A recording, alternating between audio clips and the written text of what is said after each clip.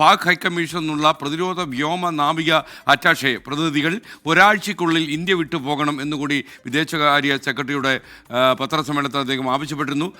അതേപോലെ തന്നെ അട്ടരി check post വഴി പാകിസ്ഥാനിൽ പോയി ഇന്ത്യക്കാർ മെയ് 1 മടങ്ങിയെത്തണം. അതായത് പാകിസ്ഥാനിലേക്ക് പോയ ഇന്ത്യക്കാർ മടങ്ങിയെത്തണം എന്നാണ്. അതേപോലെ തന്നെ ഇവിടെയുള്ള പാകിസ്ഥാനിലേക്ക് മടങ്ങിപ്പോകാൻ 48 മണിക്കൂർ സമയമാണ് അനുവദിച്ചിരിക്കുന്നത്. പാകിസ്ഥാൻ പൗരന്മാർക്ക് ഇനി ഇന്ത്യ വിസ നൽകില്ല എന്നും പറഞ്ഞിട്ടുണ്ട്. സിന്ധു നദീജല കരാർ റദ്ദ് ചെയ്യുന്നതോടെ അല്ലെങ്കിൽ ആ കരാറിൽ നിന്ന് ഇന്ത്യ പിൻവാങ്ങുന്നതോടെ അവിടെ ശുദ്ധജലം മുടങ്ങുമെന്ന കാര്യത്തിൽ സംശയമില്ല. പാകിസ്ഥാനെ വലിയ സമ്മർദ്ദത്തിലാക്കാൻ പോകുന്ന സംഭവമാണിത്. സിന്ധു നദീജല കരാർ അനുസരിച്ച് പാകിസ്ഥാന് കുടിവെള്ളം ലഭിച്ചിരുന്നു.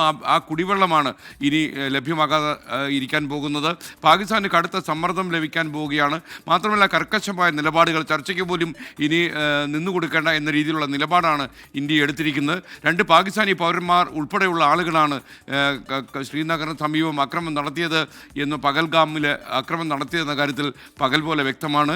ഈ കാര്യത്തിൽ കൈയിഴി ഇത്തവണ പാകിസ്ഥാൻ രക്ഷപ്പെടാൻ കഴിയില്ല എന്ന അസന്നിഗ്ധമായ ഒരു സന്ദേശമാണ് ഇന്ന് എത്തിച്ചിരിക്കുന്നത്.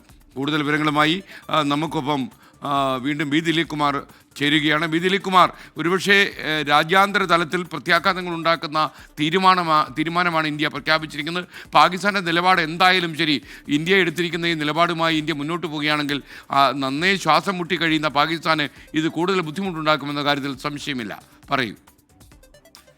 SKN, വളരെ സുപ്രധാനമായ തീരുമാനങ്ങൾ. പാകിസ്ഥാന് ശക്തമായ ഭാഷയിൽ താക്കീത് നൽകും വിധമാണ് സുരക്ഷാ കാര്യങ്ങൾക്കുള്ള കേന്ദ്രമന്ത്രിസഭാ സമിതിയുടെ യോഗ തീരുമാനങ്ങൾ വന്നിരിക്കുന്നത്. ഏറ്റവും പ്രധാനപ്പെട്ട തീരുമാനങ്ങൾ ഇവയാണ്. ഒന്ന്, സിന്ധു നദീജല കരാർ മരവിപ്പിക്കുന്നതിനുള്ള സുപ്രധാനമായ തീരുമാനം കേന്ദ്രമന്ത്രിസഭാ സമിതി യോഗം കൈക്കൊണ്ടിരിക്കുന്നു. 2, പാകിസ്ഥാൻ എംബസിയിൽ, ഡൽഹിയിലുള്ള എംബസിയിൽ പാകിസ്ഥാനിലെ പ്രതിരോധ വിഭാഗങ്ങളിലുള്ളവർ അറ്റാഷമാരായി പ്രവർത്തിക്കുന്നുണ്ട്.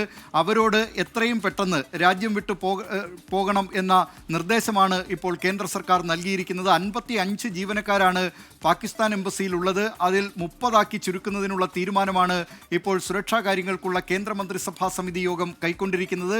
ഇസ്ലാമാബാദിലെ ഇന്ത്യൻ ഹൈക്കമ്മീഷനിൽ നിന്നും ഇതുപോലെ തന്നെ ഇന്ത്യയുടെ ഈ പ്രതിരോധ രംഗത്തുള്ളവർ അവിടെയും പ്രവർത്തിക്കുന്നുണ്ട് അറ്റാഷമാരായി. അവരെയും പിൻവലിക്കുന്നതിനുള്ള തീരുമാനം ഈ മന്ത്രിസഭാ യോഗം കൈക്കൊണ്ടിട്ടുണ്ട്. വാഗ അട്ടാരി ബോർഡർ അത് അടയ്ക്കുന്നതിനുള്ള തീരുമാനവും ഇപ്പോൾ ഈ കേന്ദ്രമന്ത്രിസഭാ യോഗം കൈക്കൊണ്ടിരിക്കുകയാണ്. സർവകക്ഷി യോഗം വിളിക്കുന്നതിനും ഈ യോഗത്തിൽ ധാരണയായിട്ടുണ്ട്. നാളെയാണ് സർവകക്ഷി യോഗം ചേരുക.